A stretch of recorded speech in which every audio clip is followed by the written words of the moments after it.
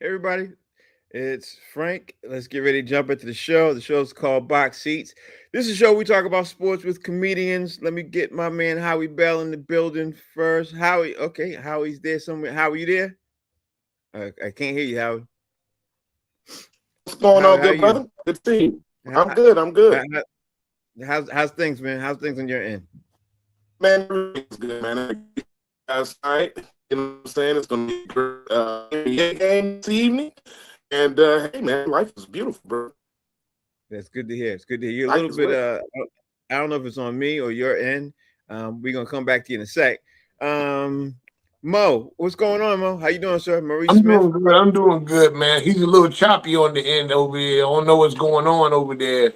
Oh, out in Detroit, boy. I got to get it popping off right. But I'm doing all right, man. How you doing, Frank? I'm doing good. I'm doing good.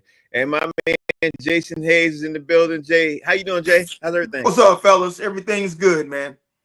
That's What up, good to though? hear. That's great to hear, What man. up, though?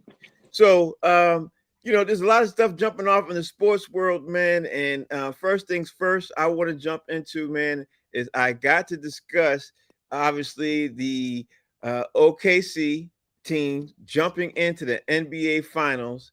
And honestly, I don't think it's a surprise to anybody. So, Howie, let me ask you first, man, because we like to talk about a couple of the sports things first. So, talk to Yeah. me, man. What do you think about obviously the Oklahoma City Thunder jumping into the NBA Finals with demolishing literally the Minnesota Timberwolves, man? What's your take? Well, brother, I saw this coming. I mean, they've just been showing it all along. They've proven that they deserve to be here. I don't Right. think anyone is surprised. Um, I think that from the beginning of this, not the beginning of the season, but probably midway through the season, kind of leading into the playoffs, going, I think everybody kind of knew, who they were, and now they're showing us who they are. They got the MVP. They got, the high-powered, high-flying, fast offense. The defense is locked down. Hey, man, listen, brother. I promise you, I ain't trying to count the Knicks out. But I Mhm. tell you, this Pacers OKC finals is going to be incredible. And Yeah, we'll get I mean, we'll get there. We'll get I promise you that. Yeah, yeah. I agree with you what you're saying too, man. So that's why I wanted to make sure that I covered it and said, let me jump into some of this NBA discussion. Mo, tell me what your thoughts are, man, about the NBA playoffs discussion and what your thoughts about OKC demolishing Minnesota Timberwolves. Yeah, I didn't see that coming for them getting beat down like that. I thought Minnesota was gonna have a better defensive presence in the NBA Western Conference Finals. Once again, this is the second time Anthony Edwards is getting bumped off in the Western Conference Final. But this is the growing pains of becoming a superstar in the NBA. You know what I'm saying? Jordan went through it, Braun went through it, Kobe went through it, everybody go through it. Dr. J went through it. So it ain't like it's something bad. That's life in the NBA. Mhm. Um, I don't know. I don't know how that OKC Knicks series is going to turn out. Because we got a tight, we got a tight defense. I think the reason why OKC came out like that because of the others. We knew SGA is going to be SGA. But Jalen Williams, Chet Holmgren, Hardenstein, Caruso. Oh my God! You know what I'm saying? Like those cats is what really make the OKC system run. Mm-hmm. Mm-hmm. I like your answer, bro. I like your answer with thought. Jay, talk to me, man. What's your thought on literally what you saw too? Because here's something I didn't mention to either one of those guys. I'm gonna mention it to you.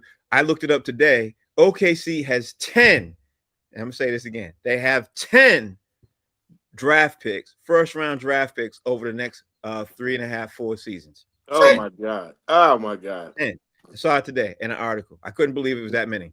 Couldn't believe it was that many. That's So wild. yeah, that's what's really scary. But that's how you build the team, though. You know what I mean? They won't be able to keep the team that they have, but they'll be able to keep, obviously, they being able to shuffle some of these new kids, because of the new collective bargaining agreement and the way the fee structure is now with the CPA, with the Players Association. They won't be able to keep the whole team the way they got, but they will be able to get in some draft picks, bro. So I talked enough. Tell me what your thoughts are, Jay. I mean, what we saw was just a confirmation of the regular season. Mm-hmm. Isn't OKC the number 1 seed overall? Yep. I mean, wasn't SGA the MVP? You know what I'm Yep. saying? I mean, it just showed that the regular season wasn't a fluke, and Mm-hmm. that they really are this year as good as they appear, and you got to stop lying to yourself if you don't believe in it. But also what we saw in Minnesota was they didn't get better with the trade, Mm-hmm. right? Like Ant, I mean, they say Ant didn't show up or whatever. I mean, I guess that's fair, but Rudy Gobert showed up. Okay, not Gobert, Gobert showed Mm-hmm. up, and none of the trades that they got from the Knicks played big for them either. So they didn't get better. Like Cat, is showing what Cat does. In the Knicks series. So I think both teams made lateral moves. To be honest. Mm-hmm. Yeah, you're making a great point, but how he's bringing up points that I want to make sure I'm making clear to the people out there as we discuss, obviously, what's going on with the OK series and everything else. Um, this team is really good now, and they're on the cusp of winning the NBA championship. And people seem to be not talking about them. People be not paying attention. But not only are they good right now, they're on the cusp of being very good for the next 3 to 4 years. I mean, very, very good. Yeah. Really I good. mean, are we overlooking them? Just talk to me about what your thought process too is about OKC, because no matter who they play, whether it's Indiana or whether it's New York Knicks, they're going to be right now. I also saw an article about 30 minutes ago. They're heavily favored. They're one of the most heavily favored NBA people to win the championship in almost NBA history. You know what I mean? Just crowd them now then. That's Is what is it possible for Kevin Durant to go back? anything's OKC. Yeah. And they got the draft. They got the draft capital to go get it. Let me tell you something. They can win. Listen, man. Them boys can run off a few championships, man. They get that boy back. I promise you. I promise you. So that's a scary situation over there. You know what I'm saying? Like they can really be super dominant for a minute. But if they win this year, why go get him? Hold on, Jay. Hold on. They got a lot of draft picks, right? And Jay touched on it for a second that I was going to say is you don't have to necessarily get him because you got 10. You know what I mean? I saw an article that said 7. I saw an ESPN article that said 10. Here's the thing, Howie, is they could trade away and, if they want to and get somebody, but why would they? And they don't necessarily have to, because he comes in with a heavy, right, salary cap hit. Salary cap. He got heavy money. You know what I'm saying? And right now, I don't think people are understanding right now. They ain't got nobody on a max contract right now. Nobody, not one player on their not to say that they won't, but they will very soon. Yeah. But they don't have not one versus the Celtics. The Celtics were in a tax situation. The Celtics wanted, they knew they were going to do that. They had a heavy salary cap situation. They don't have one player out of literally all 15 of their roster players on a max contract at all right now. And they will in the next 2 years, but they don't right now. I don't know. Your thoughts, Howie? I agree. I mean, it's bananas. They don't have to go get a Durant or somebody like that. But I think that could be a good chess move. I just think that, I mean, we're talking about potential and all this stuff. Hey, man, who knows what's going to be in the future. Sometimes you got to win while you're hot. Right. And you got to keep going now. You know what I'm saying? You can't, because you never know when you can get back in these situations. You got injuries, you got different situations, personal stuff. You never know what's going to happen to people, man. And so I'd say, I use those draft picks or potential picks as leverage. You got it. And you don't have, like you said, you got money. Nobody's maxed out. They can do what they want to do right now. And that's amazing. That's kudos to the organization for that. Definitely for that. That's the front office, man, because that's telling you that they're not missing on picks. Hold on, Jay. I'm gonna get you in a second. So let me throw this out there to you, Mo. Here's the situation now, because you're looking at OKC, you're looking at how they built and everything else. Did the NBA step up and do something? Because I had a conversation with a friend of mine earlier today, and saying, and my friend was saying to me today that he thinks it's going to be one of the worst watched NBA finals, no matter who it is, because OKC, the market OKC is in, and the market Indiana is in. Obviously, we were assuming that Indiana is going to be in everything else. Does the NBA step up and throw a monkey wrench in their process, like how they did with the Chris Paul situation? Does something happen that unforeseen that the NBA does that we're not looking at? What's your thought process on that? I wasn't even thinking that way. That's a good question because, actually what was on my mind is, can we let them win the championship first? Can we, before we start crowning them, the new dynasty, the new Bulls, the new Golden State Warriors, the new Celtics, can they get the first one first? You know what I'm saying? I'm not saying they're not going to get it, but, we have a tendency, I think, and not just us, people in sports, period. We start crowning people long before it's even necessary. We got draft picks we talking about. Man, they haven't even started the finals yet. The finals start June 5th. But as of right now, the Boston Celtics are the reigning champs. OKC is just another team trying to become the champs. But they are set up pretty good.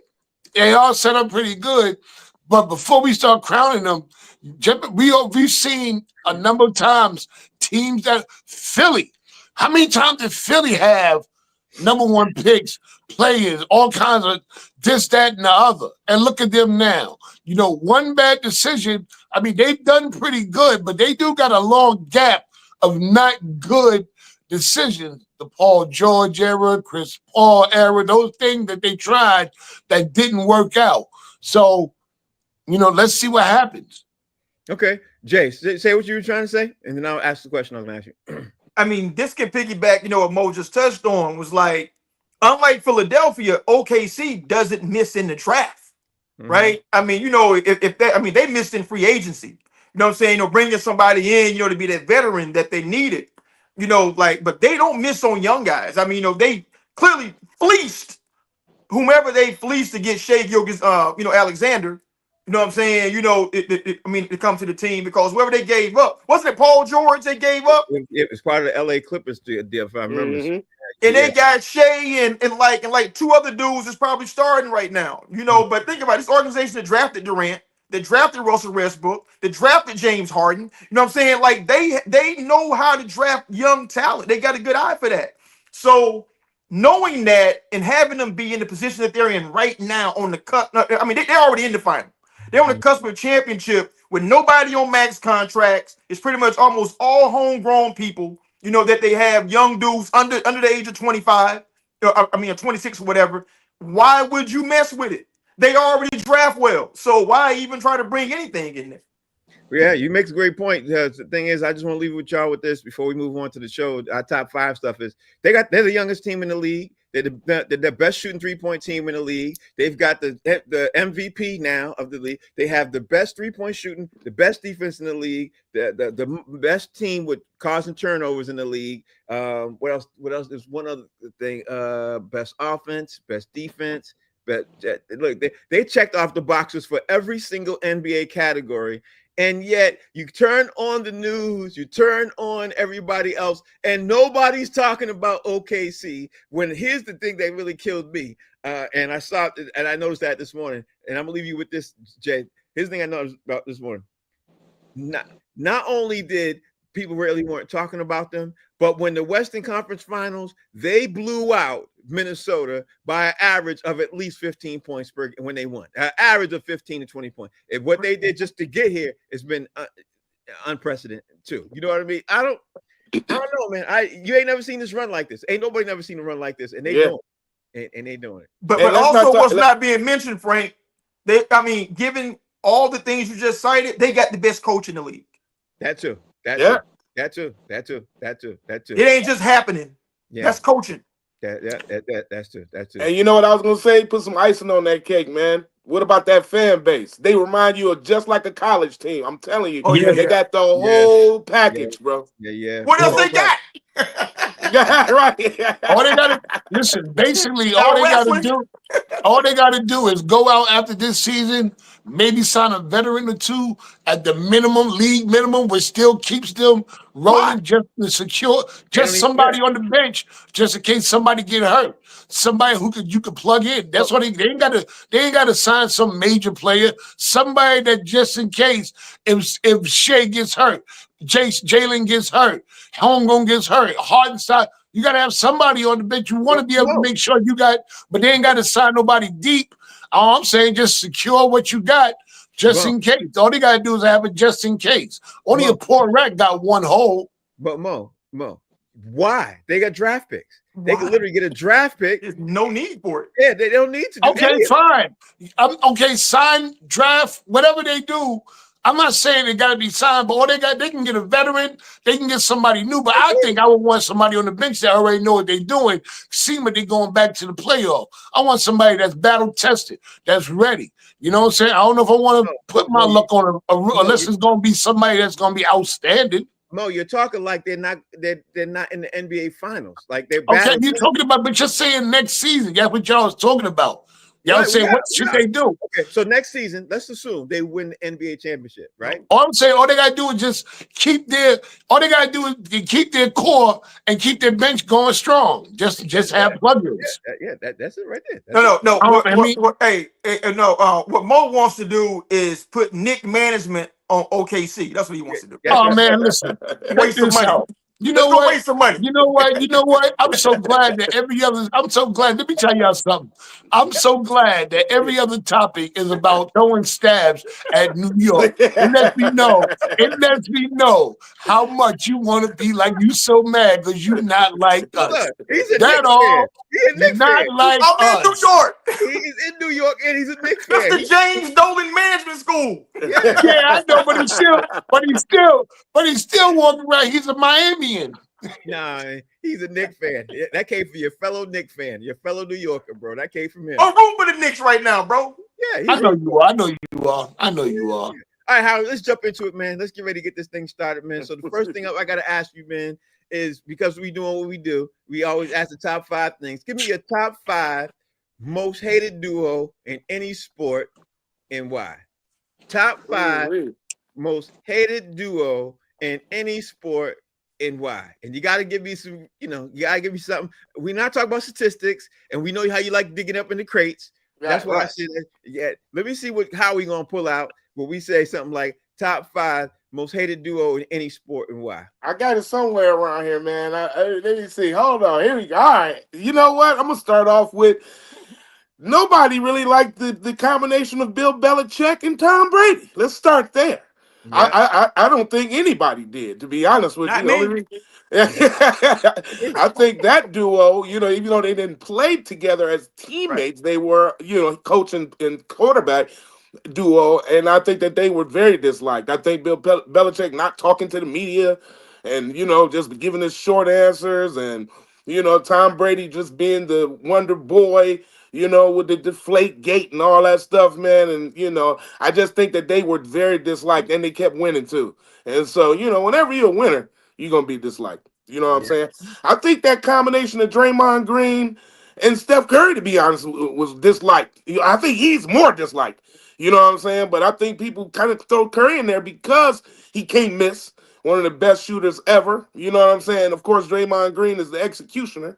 And I just think that you can find a million ways to not like them. Patrick Mahomes and Travis Kelce. Jesus Christ, man. I think everybody started hating them by the end of last year. Yeah. I mean, when Travis Kelce started dating the old girl, man, what's her name? The pop star? Taylor Swift. Taylor Swift. Yeah. When he started dating Taylor Swift, man, it got worse. And people hated them, Patrick Mahomes on all the commercials, and they just became so Hollywood that I think that people just hated them.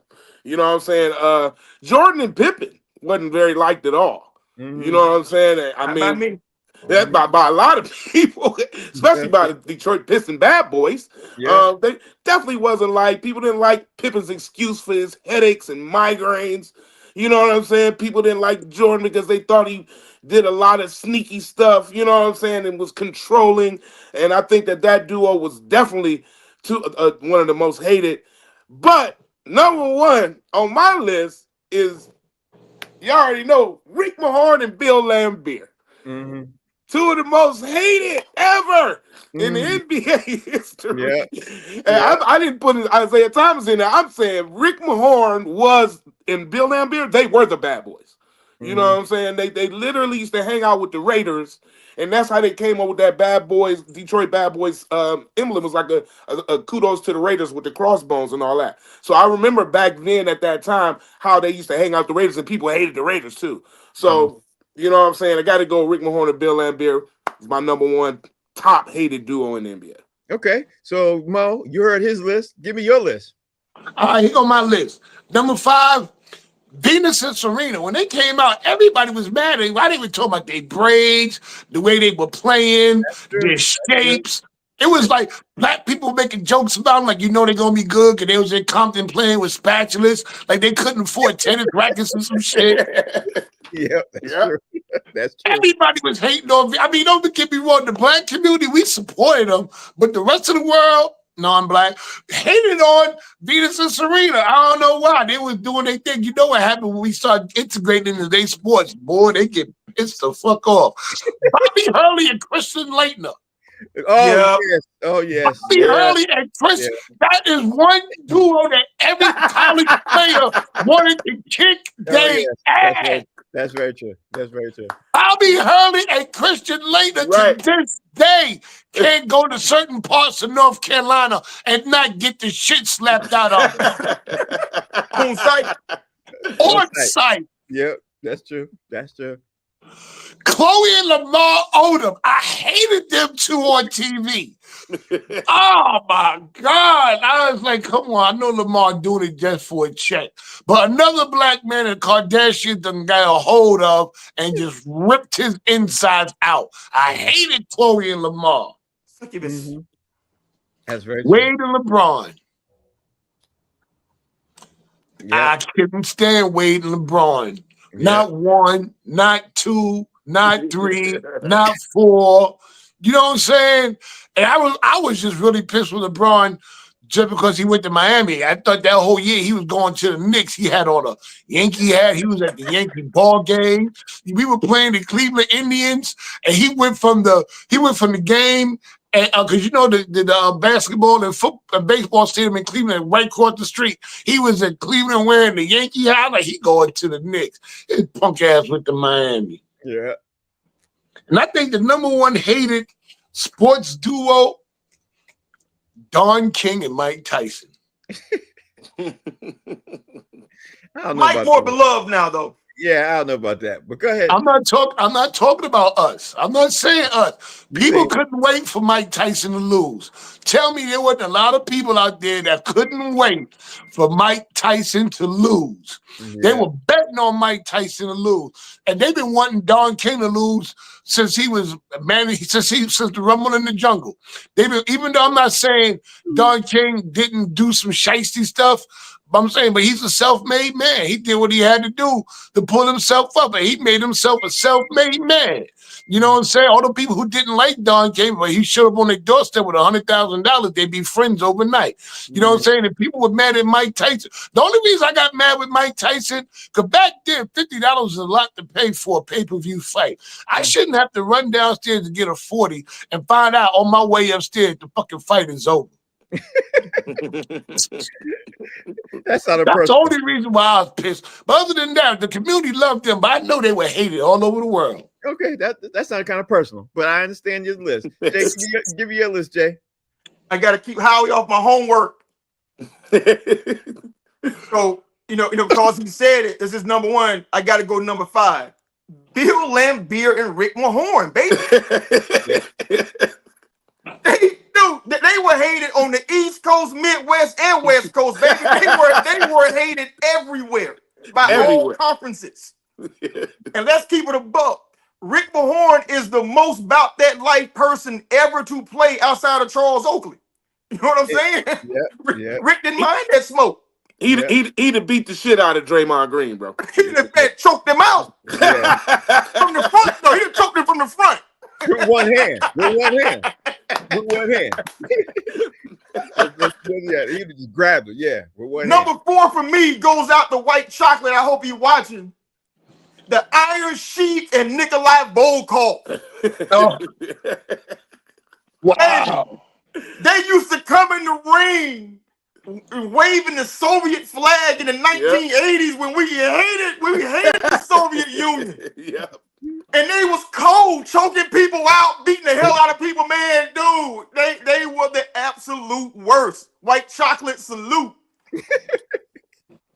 Number 3. I don't know if the number 3 most hated duo, but they definitely top 2 all ugly. Larry Bird and Kevin McHale. The only thing missing on Kevin McHale, was the bolts in his neck. You know what I'm saying? Leave my man Kevin McHale alone. Bro, all hate it because both of them are cold. You know what I'm saying? You gotta hate on people who are good. Number 2 for me in the sport of politics, ain't nobody hated on more than these two, Barack Obama and Michelle Obama.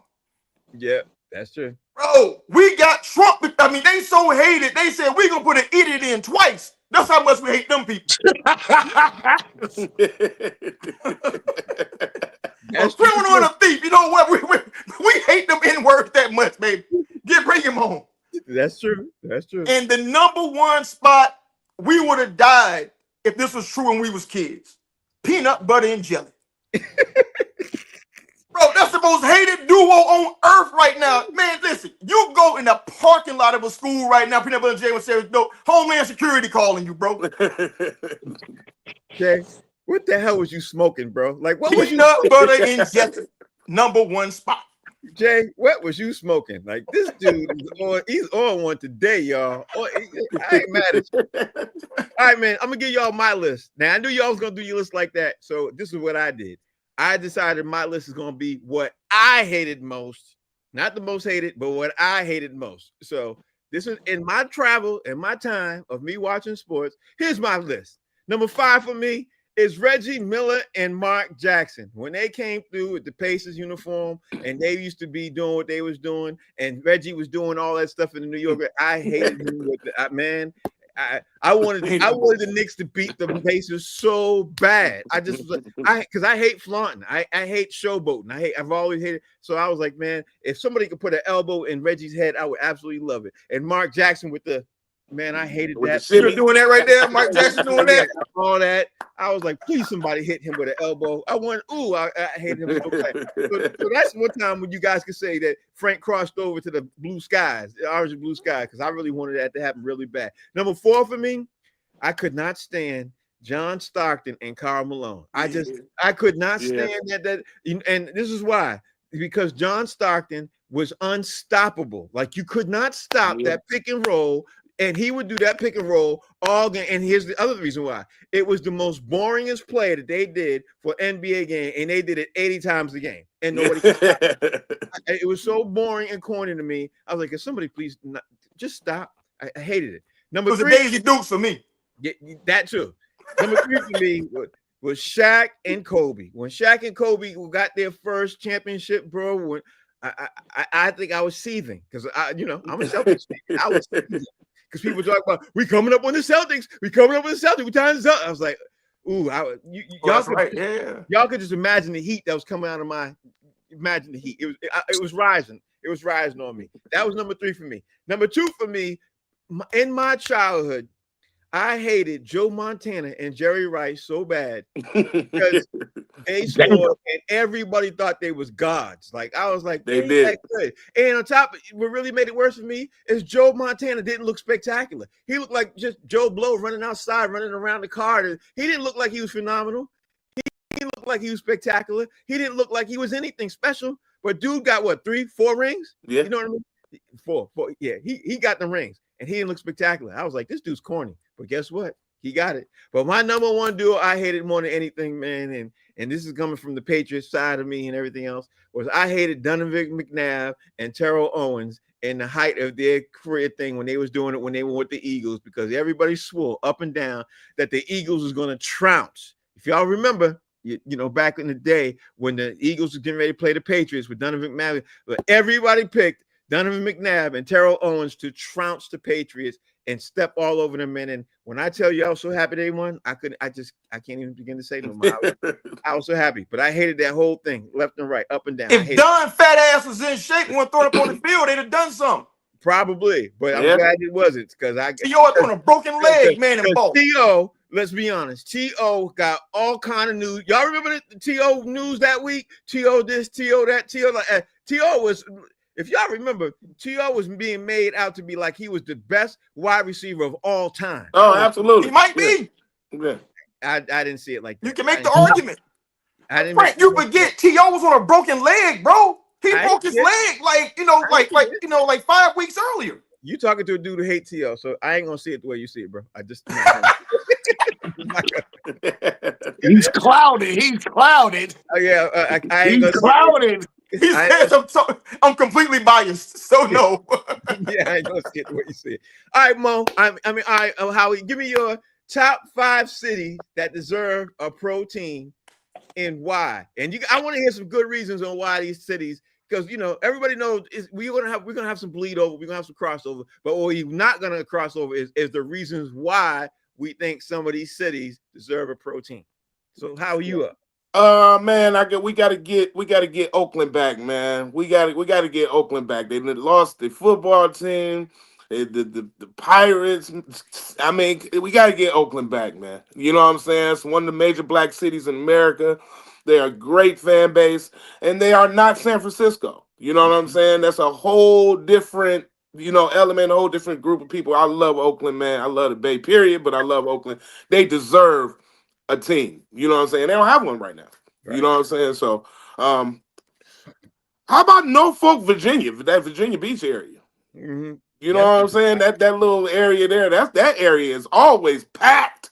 It's always pumping. I don't know if y'all been on that freeway, that corridor, man. It took a 30-mile drive, takes you about 4 hours, damn near. I mean, it is the most traffic-conduced corridor. I think that area, man, definitely could support a team of any kind. To be honest, make it worse by putting a team there and make it worse. Yeah, make it worse. Yeah, make it worse. It's already packed. Yeah. It's already packed. Send it to the stadium. Yeah, send everybody to the stadium. Yeah, what difference does it make? Okay, go ahead, Howard. Keep going. Louisville, Kentucky. You know what I'm saying? All they got is basketball, the college basketball. You know what I'm saying? So why not give them an NBA team? Why not give them a football team? Actually, Kentucky don't have no football. You know, Kentucky. You know what I'm saying? Or whatever, in whatever college they're there. That might be a sweet football team. You know what I'm saying? You know, the Kentucky Bluegrasses. I don't know. You know what I'm saying? Something. You know? Jockeys. Yeah. The Kentucky Bourbons. You know what I'm saying? You know, they had the liquor on their helmet. That'd be sweet. The Kentucky Derbies. There you go. Right, pre-game gonna be lit, can tell you that. Oh man, lit. Oh yeah. Lit. A lot of gambling going on, all that. Yeah. I'd say Columbus, Ohio. You know what I'm saying? I think Columbus, Ohio definitely is different from Cleveland. It's a different area of Ohio. They love football, obviously. You know what I'm saying? But wouldn't they be dope to have an NBA team in Columbus, Ohio? I think that would be sweet to me. You know what I'm saying? I just believe it. I think they could do an NFL team, but I don't know if the Ohio, would go for that. Ohio State. I don't think they're going for that. You know what I'm saying? But that would be too much. That'd take a lot some of their money away, all kind of stuff. You know what I'm saying? But I still think it would be good. But NBA would definitely be good there. And my last one, I would say Omaha, Nebraska. Why? Because it's Omaha, Nebraska. They don't have nothing. You just want to say Omaha. Omaha. Yeah. Peyton Manning can go there and try to start it up right with the Omaha. You know what I'm saying? But they have absolutely nothing in Omaha, Nebraska. They got football, college. They got great college programs, but they could definitely do something on a pro level. I don't care what it is. It could be baseball, football, basketball. They could do it. Omaha, Nebraska. What up, y'all? Omaha. I like your list. That's a very interesting list. Mo, give me your top 5 cities that deserve a pro team in sport and why. Well, Howie knocked off for like about 3 of the ones I had. I don't even want to. I'm like, damn, man. I thought I was doing something. Here come Howie just wrecking everything up. So I switched one of them. Because I figure Idaho. You know why Idaho deserves a team? Any place that got the word hoe in it, they gonna make some money. It says Idaho. Idaho. Who the hoe? Idaho. Who the whole Idaho? The t-shirts sell themselves, people. They would. Montana. Montana should have a team. They got the TV show. What's that? Yellowstone or whatever they got. Mhm. It's big now, so they might well put a team out there and keep it going. They ain't got nothing but land. Montana. Put something up there. You know, give them a hockey team. They got a whole lot of snow up in Montana. They got the land, that's for sure. For the Yeah, they got the land. yeah. Alabama. Alabama deserves a professional football team. Not a basketball team, not a baseball team. They deserve a professional football team. I think if your state wins enough college championships, you should automatically get a professional football team.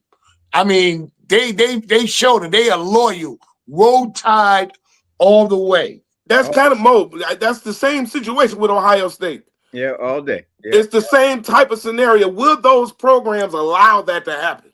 Probably not. But keep going, Mo. Probably not. All right, so I did have Nebraska. I had to take Nebraska off because he must have been smoking the same stuff I was smoking last night. Lynn, Massachusetts. Okay. I know. You guys never heard of Lynn, Massachusetts, right? It's called Lynn, the city of sin. You never come out the way you went in, and it's the truth. You go to Lynn, it is the worst thing in Massachusetts. Nobody talks about Lynn. So give them a team. Bring them some money. Hopefully, maybe they can do something and fix the town up. I don't know. I ain't never been nowhere where it's okay to be 15 and homeless, and they just okay with it. Mo, you can tell you travel and you smoke a lot of weed with some people out there in Lynn. I damn sure did. Yeah. And my last one, Far Rockaway, Queens, New York. Okay. Why?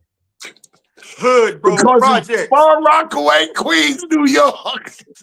It's on the ocean, but it's projects. It's done by Ocean and Project. Listen, you want to talk about, you think Linton screwed up, go to Far Rockaway, Queens, New York. Oh my goodness. All right, Jay, let me see your list, man. Let me see your list. So I can't let this pass by that 3 or 4 of Mo's 5 cities or states, okay? Mm-hmm. Idaho. The city of Montana, the city of Idaho, the city of Alabama. I just let him talk, though, Jay. You just gotta let him talk. I know. I'm like, damn, Mo. What's name the states in here? You know where he was when he was taking up geography. Leave Mo alone. So number 5 for me is obvious, and this is why they have them. New York City deserves every sports team that exists on planet Earth. You know why? Because it's like 10 million of us, and no matter what your interests are, it's enough somebodies that you can rustle up to sell out an arena. I don't care what it is. You know what I'm saying? Number 4, I'm going to go, like Howie, Oakland. Bro, Oakland lost the A's and they lost the Golden State Warriors. That city deserves to have something. Mm-hmm. Number 3, I'm going to go Baltimore. Baltimore deserves to have a basketball team. They ain't had none since the Bullets left. Mm-hmm. And it's a basketball city that produces a lot of NBA and WNBA talent. It's a basketball hotbed down there.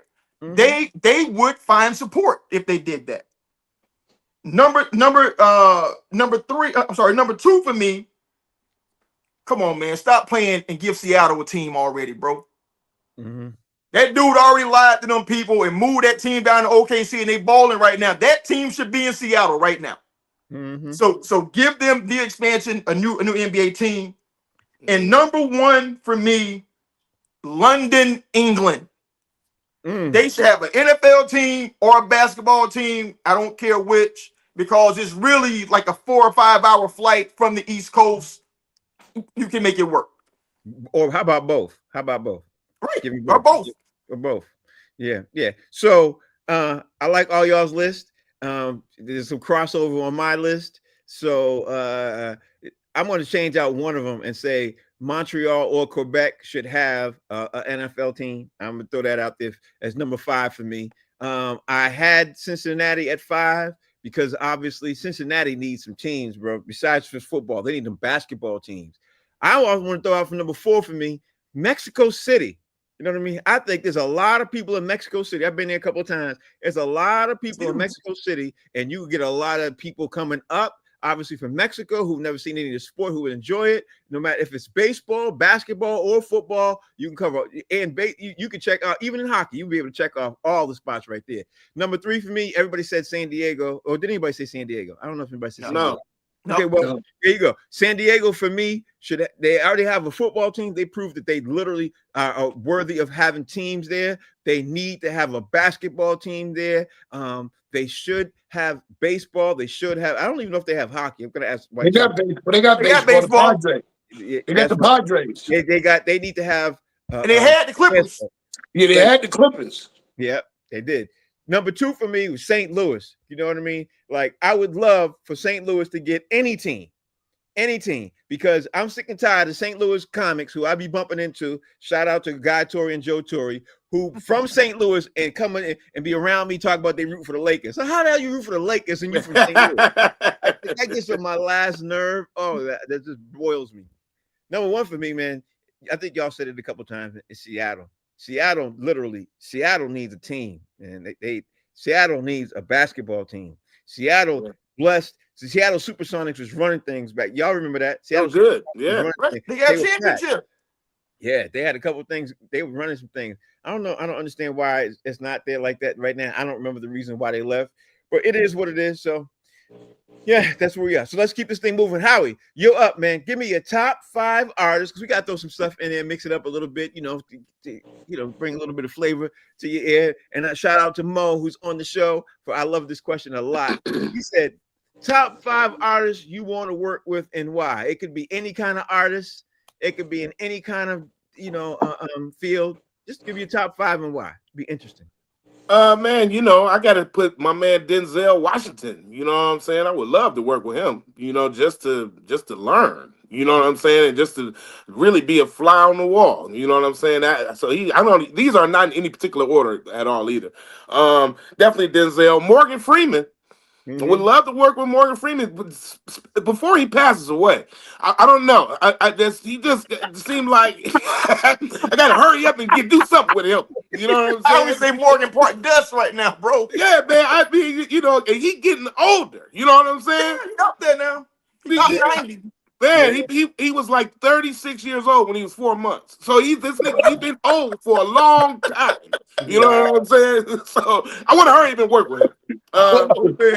Eddie Murphy, man. Eddie Murphy I would love to work with Eddie Murphy, man, and see just the type of work ethic he has. And as a comedian, of course. You know what I'm saying? I would love to work with him. Fantasia. Simply because I'm a fan and I love her. Jesus Christ. Fantasia. Hey, baby, what's happening? Man, I just love Fantasia. I am a secret fan, big crush on Fantasia, man. And my number 1, I want to sit and have a jam session with Jimmy Jam and Terry Lewis. You know what I'm talking about? Hit the bar, you know what I'm saying? And jam and sing some songs and go, improv and do all that kind of stuff. Have some drinks and kick it, man. Smoke some cigars. Jimmy Jam and Terry Lewis. I like your list. You know what? Shout out to you, Howie, because I remember Morgan Freeman on Sesame Street when I was a kid, man. Yeah, me too. He was old then. Yeah, he was old then. I like your list, Howie. Bo, give me your list. Your top 5 artists you want to work with and why. All right, number 5 for me, Whoopi Goldberg, man. I think Whoopi Goldberg, in her stand-up days, I still at times watch her one-woman show that came out, I think it was on HBO. You know what I'm saying? Like, I didn't even know who Whoopi was. And, ever since then, I would love to work with Whoopi Goldberg. And she smoked weed, too. Oh, yeah. And she got her own strain. I mean, we ain't going to run out of weed either. Yeah, I'm down with Whoopi Goldberg. Her lips tell you that. Yeah, ain't that the truth? Kyle Bentley. You know, one of the things I always wanted to do, even before I thought about being a comic, was being behind the scenes of a TV show. I always wanted to be a TV writer or producer. You know, as a kid, I didn't know what it was, but I knew that I wanted to create just like how they created The Courtship of Eddie's Father, Good Times, or Maud. And to work with Kyle Bentley, I think that would be, man, listen, that would be phenomenal. Mm-hmm. Dion Cole.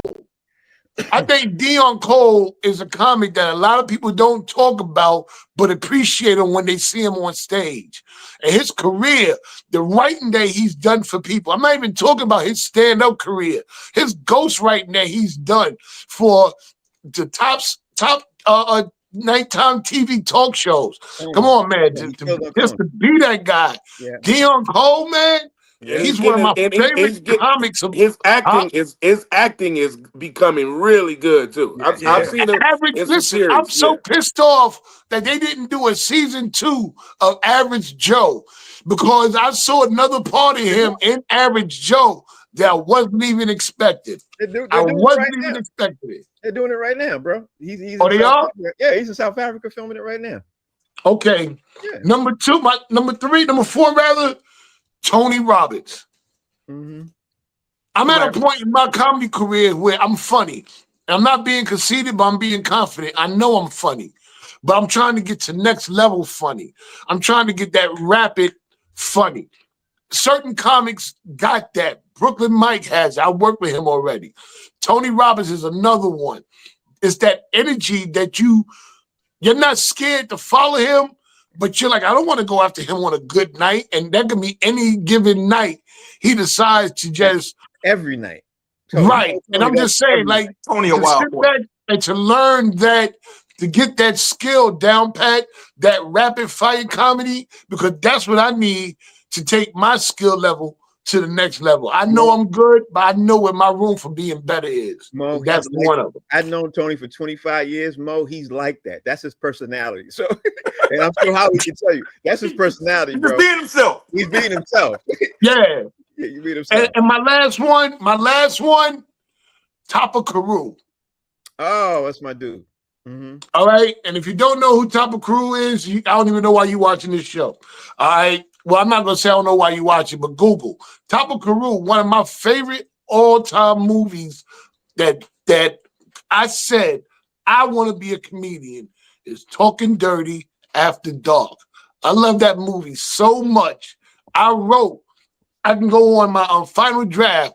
I have a full 20-minute single multicam sitcom written behind that movie. Like, I love that movie and the thing that Topper went on to do, creating Martin and everything else that he did.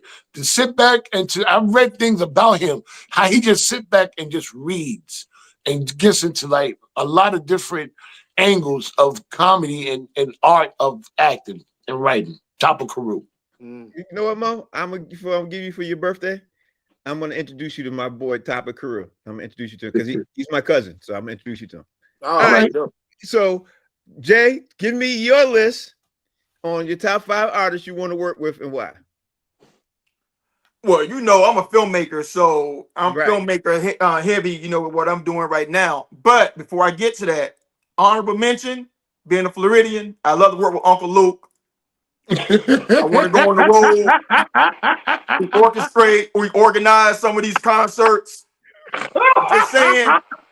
Uncle Luke, hey, your Florida boy with you, dog. You know what I'm saying? Mr. J, I hope you ain't watching. Mr. J, you ain't watching. Don't look nothing into this. Hey, it's business, baby. It's business. This is just Strip club tour. It's business. It's business. But so number 5 for me, I'm gonna go Gary Oldman. Gary Oldman is one of my favorite actors I've ever seen. Like he's the one actor that he completely is never the same person. Ever. I don't care what role he's playing, he is never the same person. You know, Tom Cruise is Tom Cruise, even Denzel is Denzel. But Gary Oldman is the person he's playing. And that is a gift and a skill I cannot even put my finger on, but he's somebody I want to work with. Number 4, Meryl Streep, baby.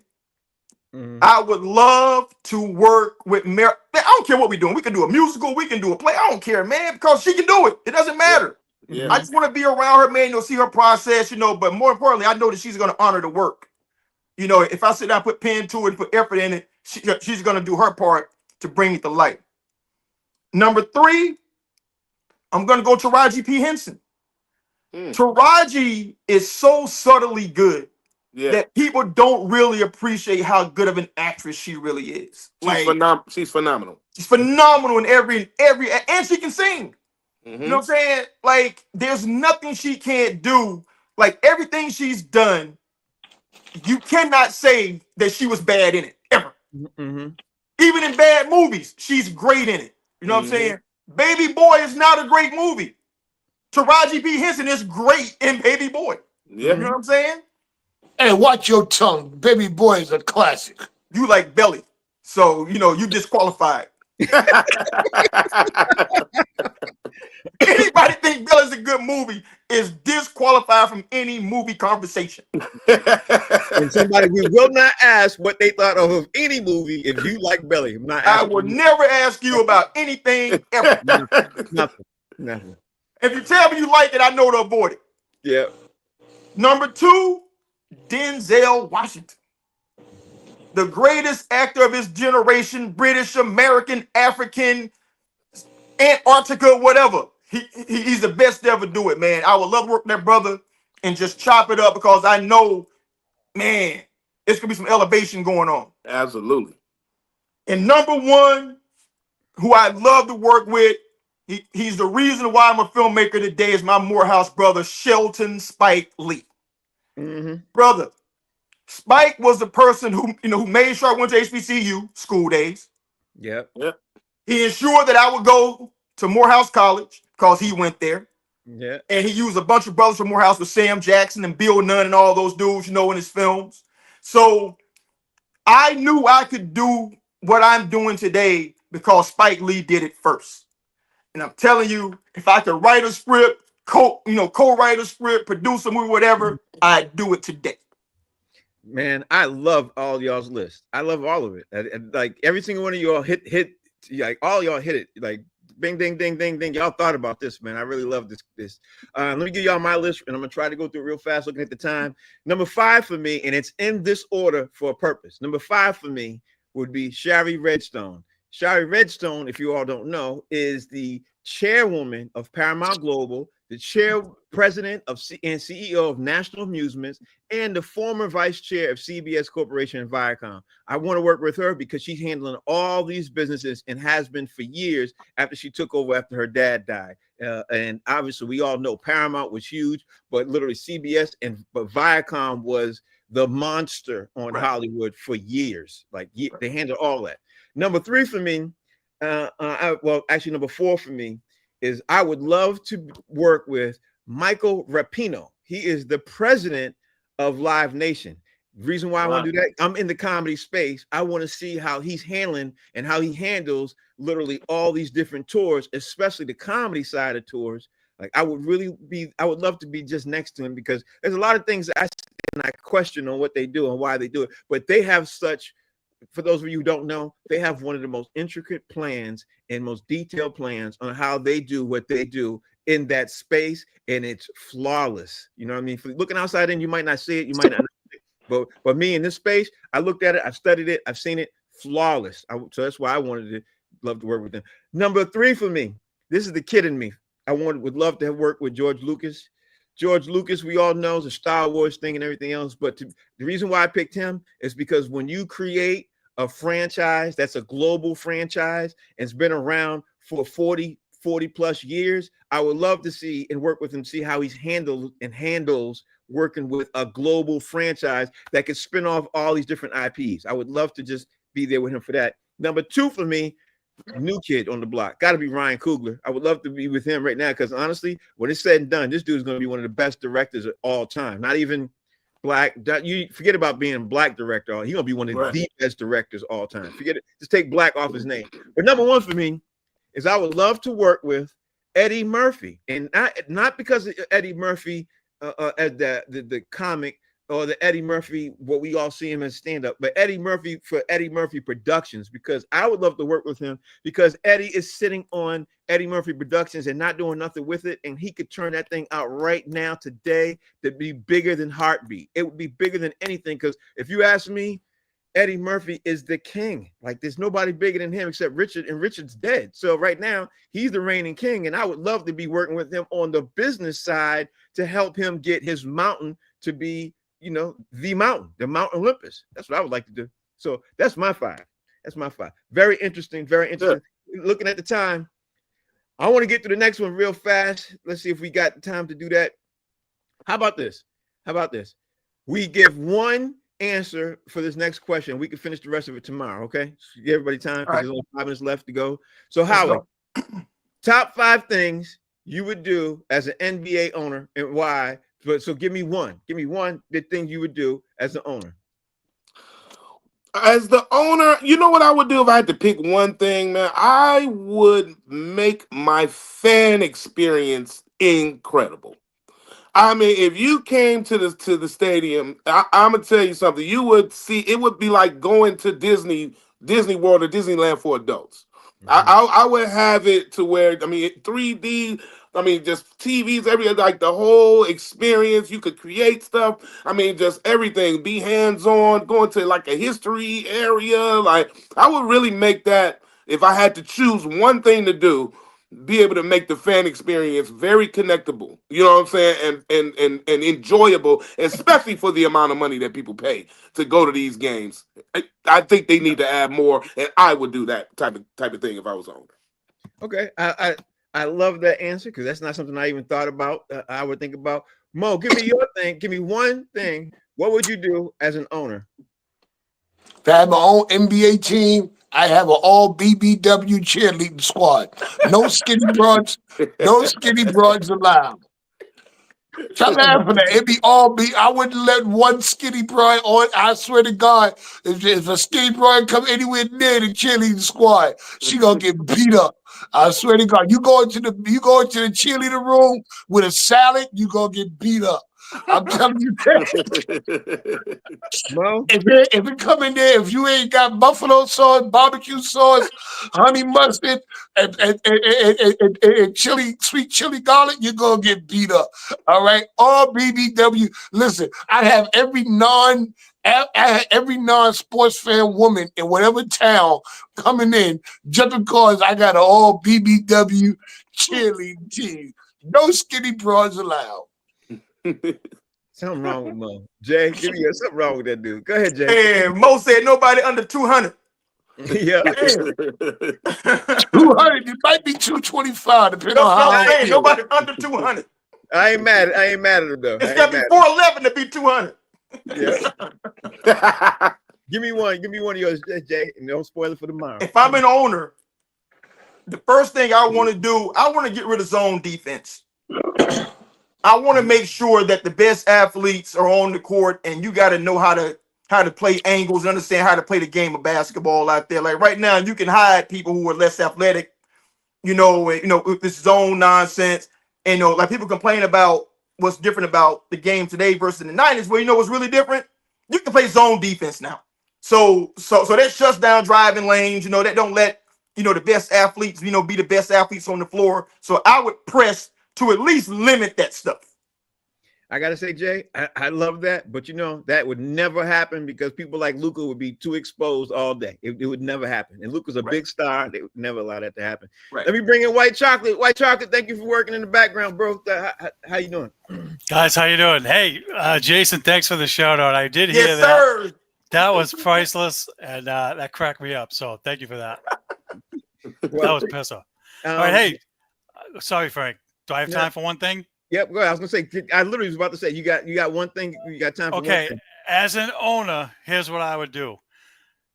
Every member of the security team would have to be able to do one finishing move from the WWE. So one Stone Cold Stunner, one pedigree, one pile driver, one choke slam. So the fans are unruly. You're getting choke slam right in the aisle, or you're getting stunned right in the aisle, and they can't come out of there. That's the one thing I would do. And you want to talk about people tuning in? Those would be on YouTube all night long on ESPN. Those would be highlights all night. That's what I would do. He said it's Stone Cold Slam. That would be Stone Cold Stunner right in the aisle, right where your seat is. I absolutely love that. Howie Bell, tell everybody out there how they can follow you, bro. Hey, as usual, man, you can follow me, Howie Bizzell, HOWIEBIZZELL, or just Howie Bell. My man Mo, talk to me. Dysfunctional Ref on IG, MOE_comic, Mo_comic, also on IG. And always, as usual, Maurice Smith on Facebook, baby. There it is, Jay. At JD Hayes at fan base. I'm over there. There it is. And White Chocolate. Hey, follow me and Frank on Boston Straight Shooters on Facebook and YouTube. Thank you guys for watching. Good luck to my friends up here on this panel who are New York Knicks fans. Nice the game, man. Good luck for that. Knicks and 7, baby. Knicks and 7. Let's go. I thought y'all was saying Knicks and 7. What happened? It can't be Knicks and 6 7. now. Oh my God! They moved. You know what? You know what I sound? You know what I sound like? You know what I sound like? Yeah, I do. Detroit and Boston fans. Yeah, you do. And you know what's gonna happen? You're gonna be just like Detroit and Boston. Yeah, fans. come fishing with us. You got a seat. We playing. Listen, Right, we got to see for it. Right. we right listen. We playing with house money now. We wasn't supposed to go this far. We wasn't supposed to be here right now, according to everybody. Oh, here's That's a the great way to look at disclaimers. All right, okay. That's a great way to look at it. I love it. The Knicks tea time tomorrow is 10 o'clock with the Celtics. Yeah, okay. All right, y'all. Thank y'all for watching. The show's called Box Seats. We're going to be on tomorrow again at 5 o'clock. We got a lot of stuff to cover tomorrow. We're going to definitely jump into the Knicks Pacers game. We're going to talk about that. And then there's obviously some NFL news that's breaking too. We got to talk about all that stuff too, because there's some interesting thing going on in the NFL, man. So we'll see y'all tomorrow. Thank you guys for watching.